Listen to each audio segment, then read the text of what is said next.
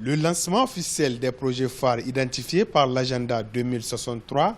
dont le plus emblématique est la zone de libre-échange continentale africaine, qui sera portée sur les fonds baptismaux, sont entre autres l'ordre du jour de la 35e session ordinaire du Conseil exécutif de l'Union africaine qui a ouvert ses travaux à Niamey ce 4 juillet. Les 22 instruments de ratification requis pour l'entrée en vigueur du protocole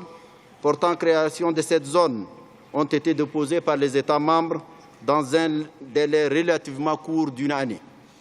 Cette inhabituelle promptitude s'inscrit dans la dynamique enclenchée à Kigali,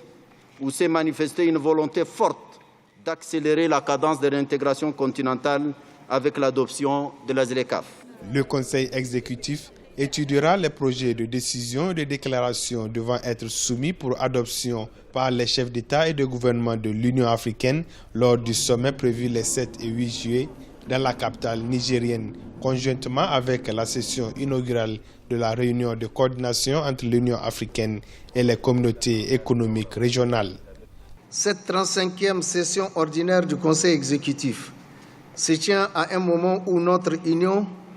entame sa mutation à travers un vaste programme de réformes institutionnelles voulu par nos chefs d'État et de gouvernement